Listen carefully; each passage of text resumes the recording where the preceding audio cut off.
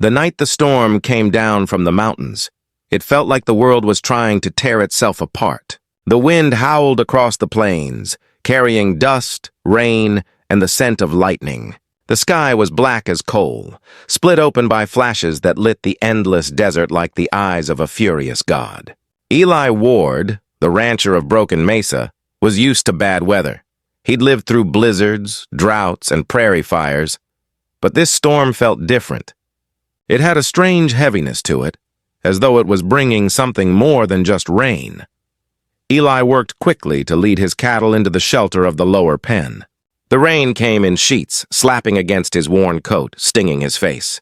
His dog, Rufus, barked and paced nervously near the barn doors, ears pinned back. Eli shouted over the thunder, trying to calm the animal, but Rufus wouldn't stop. His nose was pressed to the wind, sniffing, whining, a sound Eli hadn't heard since the night his wife had died. He frowned, looking out into the darkness. Lightning flickered again, for just a moment revealing the long stretch of muddy earth beyond the fence line. Something was out there. A shape, small, hunched, moving slow, almost crawling. Eli's heart thudded once, hard. He grabbed his lantern from the barn wall and stepped out into the storm. "Hello!" he called out, his voice nearly lost in the roar of wind and rain. "Who's there?" At first, there was no answer, just the echo of his voice swallowed by thunder. Then he saw her. A woman stumbled toward him, barefoot, her dress soaked and clinging to her skin. Blood streaked down her arm and side, dark against the pale flash of lightning. Her hair, matted with rain, stuck to her face. She looked like she'd run miles through the storm, like the earth itself had spat her out. Her lips moved, but the wind carried her words away. Eli ran to her, catching her just as she fell forward into his arms. Her skin was ice cold, her breathing shallow. "Ma'am, can you hear me?" he shouted, trying to keep her awake. Her eyes fluttered open for a second, blue, wild with fear, and she whispered, barely audible, "Please, help me." Then her body went limp. He stood there in the pouring rain, holding her against his chest, unsure if she was alive or dying. He hadn't touched another soul in months, not since his wife Clara had been buried under the willow tree behind the house. The loneliness had settled in like dust, quiet, constant, unshakable. But now, as he lifted this broken stranger and carried her into the barn, Eli felt something stir in him again. Fear, yes, but also purpose. Inside, he laid her on a pile of dry hay and fetched his medical kit. Her pulse was faint, but there. He worked with the steady hands of a man used to patching wounds on animals and himself alike. When he peeled back the fabric of her dress to clean the wound, he saw the bullet graze along her ribs, painful, but not fatal. Still, she'd lost a lot of blood. Rufus whined beside them, tail low, as if sensing the weight of what had just entered their lives. Eli wrapped the woman in his old wool blanket and stoked the fire, his thoughts spinning. Who was she?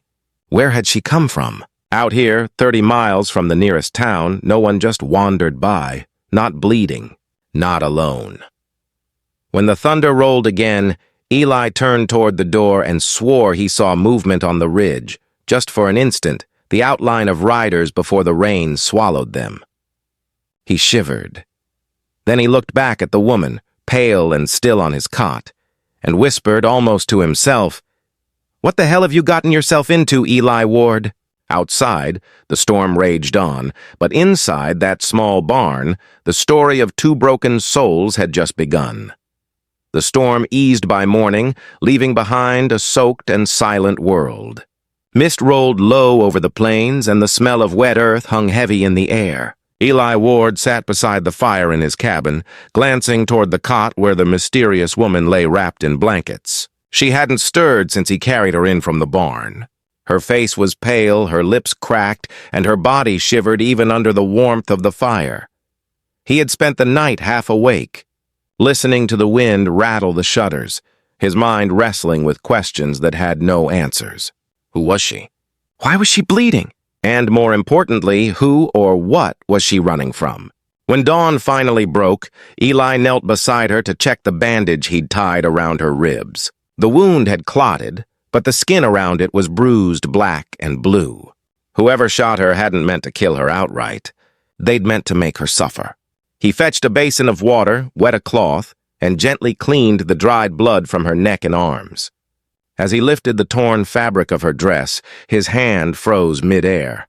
Across her back, faint under the grime and bruises, was a brand mark, a burned scar in the shape of an H surrounded by a crude circle.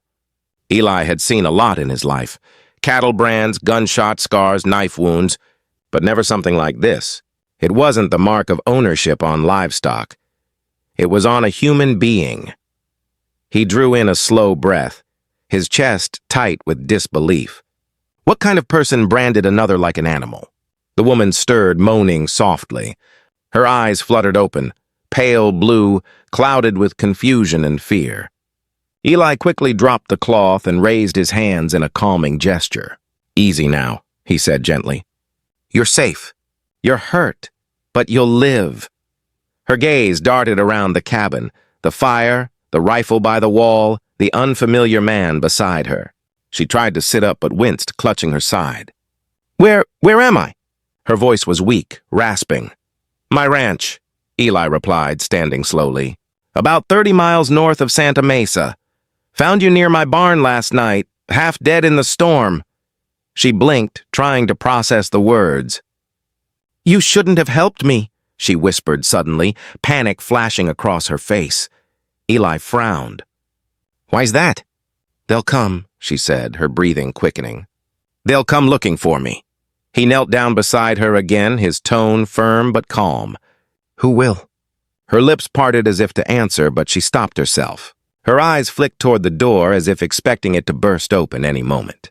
"Please," she said, her voice trembling. "Don't ask. Just let me go when I can stand." Eli shook his head. "You won't make it a mile in your condition. Whoever did this, if they're coming, I'll deal with it." For a long moment, silence hung between them. The fire popped, the only sound in the room. Finally, she whispered, "You shouldn't get involved. I've already brought enough death with me." He saw the haunted look in her eyes, the kind he'd seen in soldiers and widows alike. It was the look of someone who'd lost everything and stopped expecting mercy from the world. Eli leaned back, rubbing his chin. "You can tell me your name at least," he said quietly. Her gaze dropped to the blanket. A long pause passed before she murmured, "No name." "Not anymore." Eli frowned, puzzled by the way she said it. Not as if she'd forgotten, but as if she'd given it up. He stood, pouring her a cup of water and setting it beside her. "Well," he said finally, "you can rest here till you're strong enough to tell me otherwise. I don't take kindly to leaving folk for dead." As he stepped outside to tend to his animals, the sun broke through the clouds, painting the soaked land gold. But as the light hit the ridge beyond his property, Eli thought he saw a flicker of movement, dark figures distant but watching. Inside, the woman sat trembling, clutching the blanket to her chest. Her eyes stared into the fire as she whispered to herself, barely audible, "They'll never stop looking." And though Eli didn't yet know it, the moment he'd opened his door to her, his quiet, lonely life had ended forever. The ranch lay quiet under the weight of a moonless night. The storm had passed, leaving behind the chirp of crickets and the low hum of the wind through the grass. Inside the cabin, the fire had burned low, casting trembling shadows along the wooden walls. Eli Ward sat at the small table, cleaning his old revolver by lamplight, while the woman he had rescued slept restlessly on the cot beside the hearth. She had not spoken much since waking that morning. Every question Eli asked was met with silence or a brief guarded reply. He didn't press her. He knew the look of someone running from something terrible. He'd seen that same look in the mirror for years after his wife's death. But the mystery of her wound, her fear, and that brand on her back gnawed at him. As midnight deepened, Eli's eyelids grew heavy. He set his revolver aside and leaned back in his chair, intending to rest for a few minutes. That was when he heard it, soft, broken whispers coming from the cot. At first, he thought she was awake and speaking to him, but then he realized she was trapped in a dream. Her voice, faint and trembling, carried across the quiet room. "No, don't take her. Please, not her," she whimpered. "The hollow creek. I'll work, I swear. Just don't Eli stiffened. The name struck him like a spark, Hollow Creek. He knew the place, or at least he thought he did. A mining area deep in the desert, long abandoned since the gold dried up years ago. Now it was a wasteland. Nothing but rusted equipment and empty shafts. Or so people said. He rose quietly, listening as she continued to toss and turn. "He'll kill me." He said no one leaves alive. Then her voice broke into a sob, and she fell silent. Eli sat back down, the weight of her words pressing on him. What kind of place was Hollow Creek now? And who was he? He didn't sleep the rest of the night. When dawn's light slipped through the cracks of the shutters, he brewed coffee and waited for her to wake. When she did, her face was pale and drawn, eyes wide as if expecting danger even in the quiet. "You were talking in your sleep," Eli said carefully, setting a cup near her. "Said something about Hollow Creek." Her hands froze halfway to the cup. For a long moment, she didn't move. Then slowly, she set the cup down without drinking. "You shouldn't have heard that," she whispered. "I didn't mean to." "But I did," Eli said gently. "What happened there?" Her gaze lifted to meet his. There was a battle in her eyes, fear and shame and exhaustion all at once. "You wouldn't believe me," she said. "Try me." She hesitated, then took a breath that trembled in her chest. "It's not a mine anymore," she said softly. "It's a prison. Men run it now. Outlaws, deserters, worse than any I've seen. They take people, drifters, widows, anyone alone. They force them to work, to do whatever they want. I escaped 3 nights ago." Eli's jaw tightened. He had heard rumors of slave camps in the territories, but had never believed them. "Who's in charge?" he asked. "A man named Harlan Pike," she said, her voice shaking. "He owns everything there. Even the law," Eli leaned forward. "You mean he bought the sheriff?" She nodded. "And the marshals, too. If he knows I'm alive, he'll come for me. He always does." For a moment, the only sound was the crackle of the fire. Eli stared at her, at the deep bruises on her wrists, the haunted look in her eyes. The loneliness he had carried for years shifted into something else. Anger. "You're safe here," he said finally. "No one's taking you back there," she gave a hollow laugh. "You don't know Harlan Pike. He finds people. Always." Eli reached for his revolver, spinning the cylinder once before setting it down. His voice was low, calm, but edged with steel. "Then he'll find me waiting." Outside, the sun rose over the desert, painting the land in gold. But for the first time in years, Eli Ward felt the storm wasn't over. It was only beginning. The days that followed were uneasy ones. The desert sun returned with its usual fierceness, drying the land and erasing the storm's traces. But for Eli Ward, the calm felt like a lie. Something in the air had changed since the woman arrived. Something tense, waiting. He caught himself glancing toward the horizon more often than usual, scanning for dust trails that might mean riders. The woman, still weak but healing, stayed mostly inside the cabin. She said little, always listening for sounds outside, her eyes darting toward the windows whenever a coyote howled. Eli had started calling her Lydia, though she hadn't told him her real name. When he asked once, she only whispered, "It's close enough." Each morning, Eli went about his chores as usual, feeding the horses, fixing the fence line, drawing water from the well. But his hands never strayed far from his revolver. He'd been in trouble before. He knew when danger was circling. On the 3rd evening, the peace broke. It was near sunset, and Eli was patching a corral post when he saw movement on the ridge. 2 riders were approaching, dark silhouettes against the crimson sky. His stomach tightened. Strangers rarely came this far north unless they were looking for something or someone. He wiped his hands on his jeans and walked toward the porch. Rufus, his dog, began growling low in his throat. Lydia stepped out of the cabin, clutching the door frame for balance. The color drained from her face the moment she saw the riders. "Go inside," Eli said quietly. She didn't move. "I know them," she whispered, voice shaking. "The one on the left, that's Pike's man." His foreman called her. "The other one's a bounty hunter. They found me." Eli's expression hardened. "Then you best keep out of sight." She nodded and vanished back into the cabin as the riders slowed to a stop in front of the house. The taller one, Calder, was a broad man with a scar down his cheek and eyes that looked as mean as a rattler's. He tipped his hat lazily. "Evening, friend. Mighty fine spread you got here." Eli nodded, his face calm but his grip steady on the porch rail. "Don't get much company." "What brings you this far out?" Calder spat into the dirt. "Looking for a runaway. Woman. About yay tall, dark hair, blue eyes. Dangerous, they say. Took something that don't belong to her." Eli's gaze didn't flicker. "Ain't seen anyone but my dog in weeks." The other man, a wiry bounty hunter with a hawk nose, leaned in his saddle, eyes narrowing.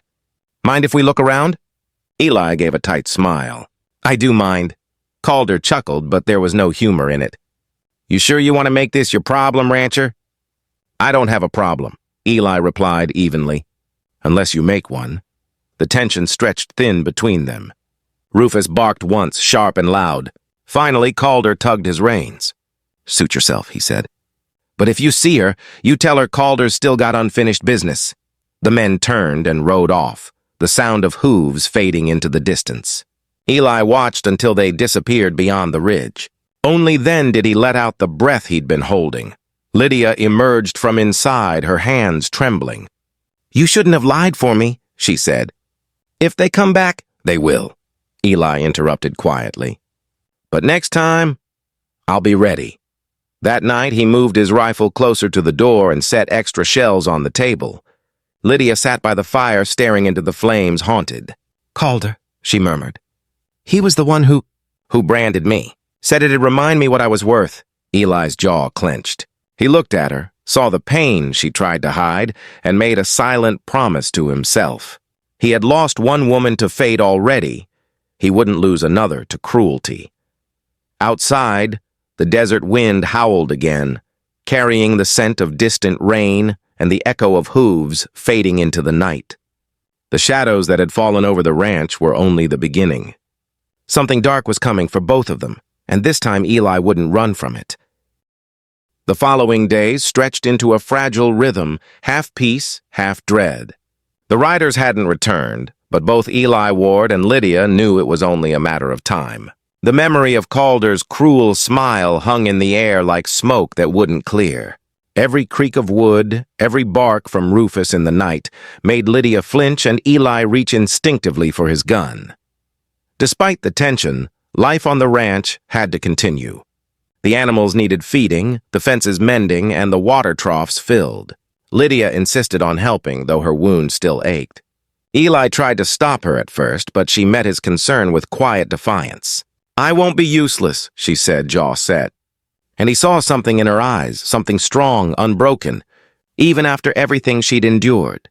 She moved carefully through the days, still limping, but slowly finding her rhythm in the ranch's work. She learned to milk the old cow, gather eggs, even mend a saddle under Eli's patient instruction. Sometimes he'd catch her humming softly under her breath while she worked, and it stirred something in him, a strange warmth he hadn't felt since Clara died. But at night, the warmth faded. Her dreams came back filled with terror and pain. Eli would wake to her soft cries, the words spilling from her mouth like broken glass. "Stop, please, no more." Not again. One night, he lit the lamp and found her trembling in the corner of the room, her blanket clutched around her shoulders, sweat running down her face. "Lydia," he said softly, not moving closer. "You're safe." "No one's here!" Her eyes met his, wild, unfocused, like someone seeing ghosts. After a long silence, she finally whispered, "You shouldn't have saved me." "I'm cursed. Everyone who helps me dies." Eli shook his head. "You're not cursed. You're hurt." "That's all?" She gave a bitter laugh, shaking her head. "You don't understand. The man who ran Hollow Creek, Harlan Pike, he doesn't let anyone leave. When Calder branded me, Pike stood there and said, 'You belong to me until your bone's in the ground.' He means it. I've seen what he does to people who cross him."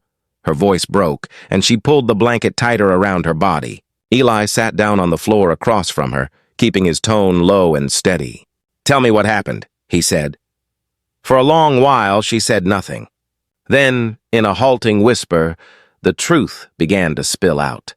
She had once been a schoolteacher in a small frontier town called Willow Bend, married to a kind man, a stagecoach driver named Samuel. They dreamed of starting a family, saving every penny for a small house near the river.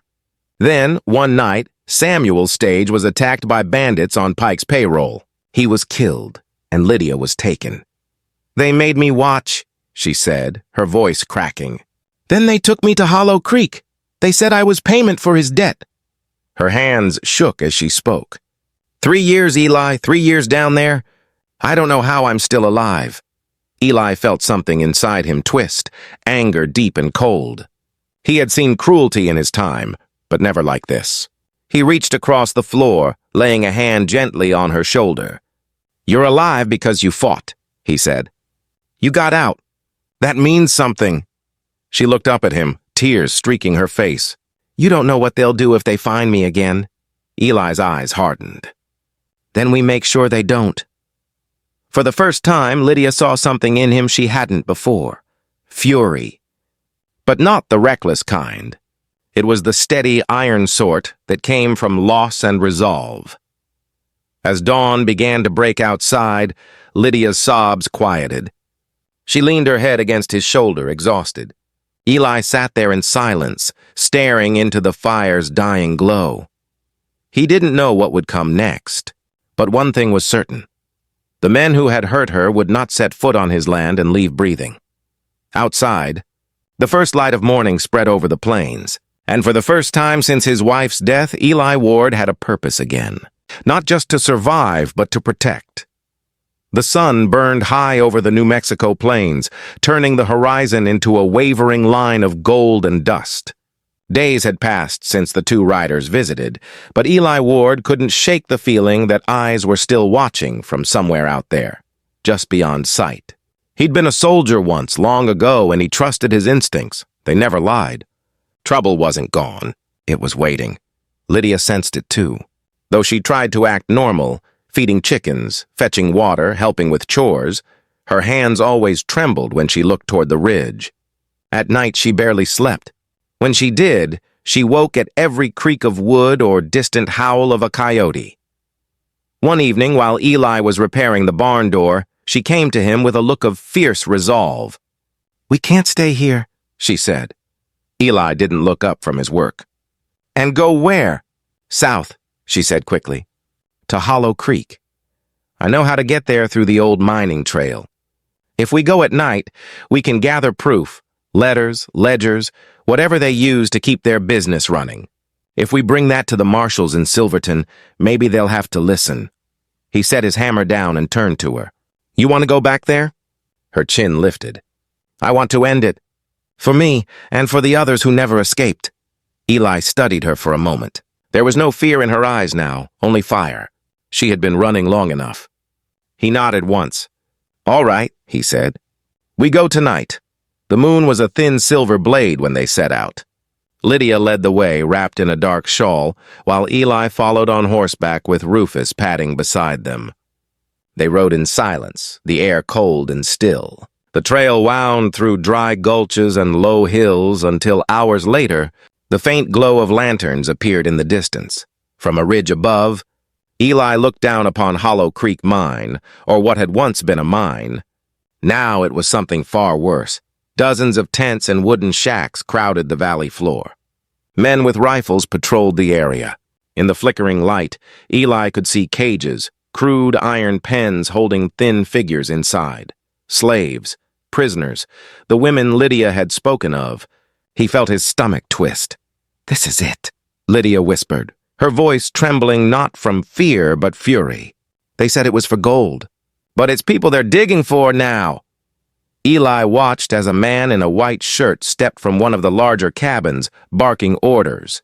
Even from this distance, he could see the man's posture, straight, confident, cruel. "That him?" Eli asked. Lydia's face went pale. "Harlan Pike." For a long moment, they watched in silence. Then Eli said quietly, "We'll get what we came for. Then we burn this place to the ground." They crept down the slope under cover of darkness, staying low among the rocks. Eli slipped into one of the storage sheds while Lydia searched the foreman's tent. She found a ledger inside, a thick book filled with names, dates, and payments. Proof.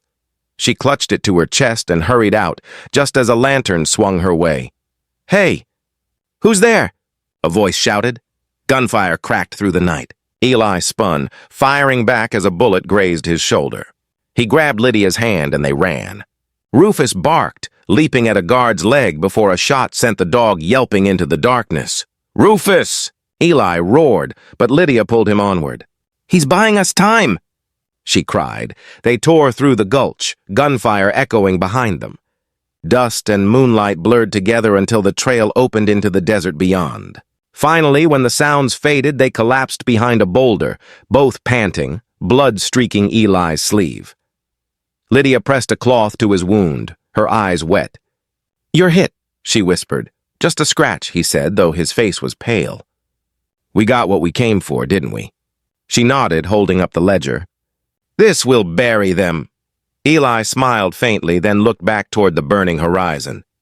The mine was still alive with light and shouts, men searching, dogs barking, but they were free. For now. As dawn began to break, Lydia stared at the ledger, then at Eli. "You came for me," she said softly.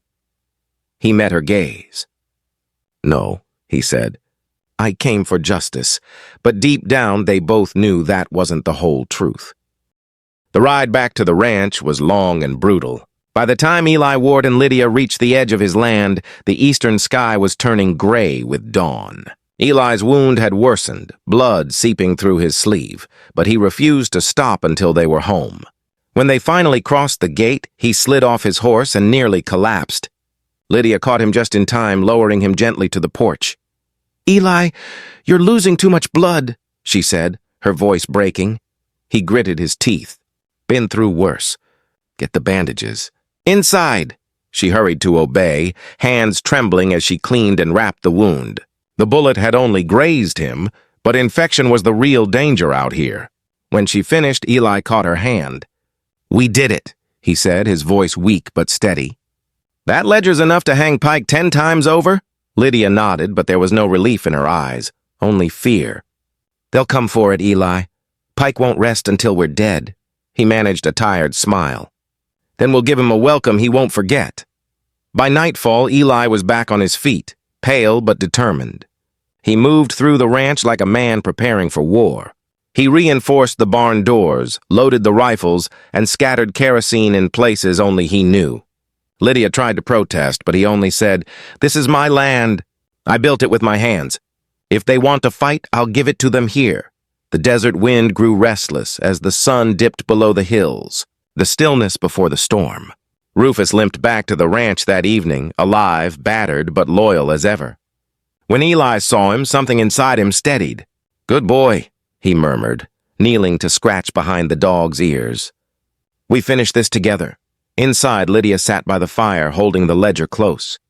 She had copied several of the most damning pages, tucking them into Eli's old Bible. Insurance, she called it. But her hands wouldn't stop shaking. "Eli," she whispered, "what if they kill us both? What if no one ever sees the proof?" He looked at her from across the room, eyes hard with resolve. "Then we make sure they don't get the chance." They didn't have to wait long. Just before dawn, the sound of hoofbeats rolled across the plains, steady, deliberate, like thunder building in the distance. Lydia went pale. "They're here." Eli checked his revolver, then handed her the rifle. "You stay low. Don't shoot unless you have to. And if I fall, you run. You take that ledger and you keep running." She shook her head fiercely. "No, I won't leave you." He gave her a look, half stern, half tender. "You will, because you still have a future." "I don't." Before she could argue, the first bullets hit the side of the barn. Splinters flew. Rufus barked wildly as half a dozen riders came over the ridge, rifles flashing in the early light. Eli fired back, dropping one man from his saddle. Another returned fire, grazing Eli's hat. The ranch erupted into chaos, gunfire, shouting, smoke. "Pike wants the girl alive." Calder's voice roared from the distance. "Kill the rancher!" Lydia crouched by the doorway, firing through the window. Her shot struck a man square in the chest.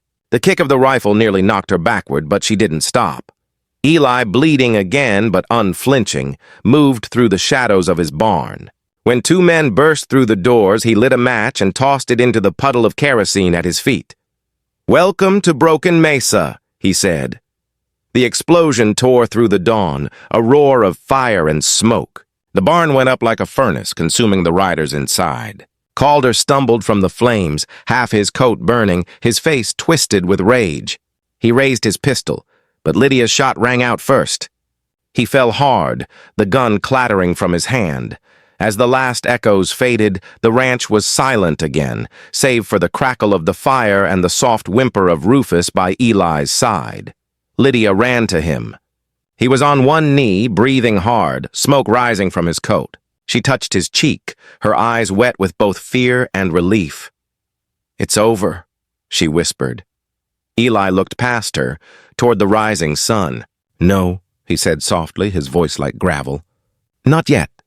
Pike's still out there, and as the wind carried the smell of burning wood across the plains, both of them knew this was not the end. It was only the beginning of their final reckoning.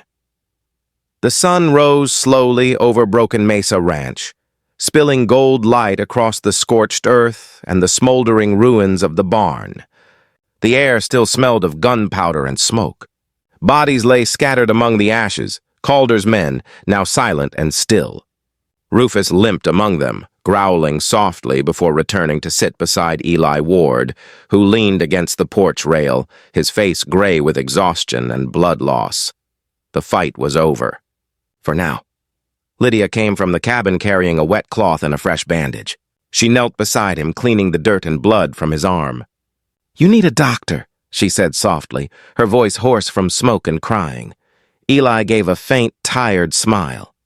"Nearest one's 40 miles south. By the time we get there, I'll be fine. Or I won't." "Don't talk like that," she whispered, pressing the cloth harder against the wound. He looked out toward the horizon, where the fire's smoke rose like a black ribbon into the morning sky. "We hurt Pike bad last night," he said, "but he's not the kind to quit. When he hears what happened, he'll come himself." Lydia paused, meeting his gaze. "Then we'll finish it. Together." Eli studied her for a moment. The fear that had once haunted her was gone, replaced by something else. Steel, determination, maybe even peace. He nodded slowly. "Together, then." The following days passed in quiet repair. They buried the dead out back by the cottonwoods, marking each grave with a simple wooden cross. Lydia worked beside Eli without complaint, her hands blistered and raw but steady. She helped rebuild the fencing, fed the horses, and patched bullet holes in the cabin walls. At night, they sat by the fire, neither saying much. The silence between them was no longer awkward. It was understood. They were two people bound not by pasts, but by survival. One evening, as the desert cooled and the stars began to bloom across the sky, Lydia took out the ledger they had risked their lives to steal. "These pages could end Pike," she said, flipping through the entries. "If we take this to the marshal in Silverton, he'll have to act." Eli stared into the fire, jaw tight. "Maybe. But Pike's got half the law in his pocket. Sending that book to Silverton might not stop him, it'll just warn him we're coming." Lydia's brow furrowed. "Then what do we do?" Eli looked up, his eyes hard but clear. "We take it to him ourselves." She blinked. "You mean face him? In person?" He nodded. "No more running. No more hiding. He took everything from you, from a lot of folks. It's time someone took something back." Lydia stared at him for a long moment. Then she closed the ledger and said quietly, "If we do this, we don't do it for revenge. We do it so no one else ends up with that brand on their back." Eli gave a small approving nod. "That's reason enough." The next morning they packed their supplies, ammunition, food, water, and the ledger. Rufus trotted alongside as they saddled the horses. Before mounting, Lydia turned to look at the ranch one last time. The rising sun bathed the land in orange light, gleaming off the rebuilt fences and the surviving fields of dry grass. "This place?" she murmured. "It feels like it could be home someday." Eli paused, glancing back at the cabin, his wife's old rocking chair still on the porch, the willow tree swaying behind it. Maybe it already is, he said softly. If we live through this, it's yours as much as mine, Lydia smiled faintly. Then we'd better make sure we do live through it. He climbed into the saddle, tipping his hat low against the sun. Let's ride then. As they started south, the wind swept over the plains, carrying away the last traces of smoke. Behind them, the ranch stood in silence, scarred but standing, just like the two souls who called it home. And though the road ahead promised blood and reckoning, for the first time in years, Eli Ward felt something stronger than pain, stronger than loss. Hope. A new dawn was rising, not just over the desert, but within them both.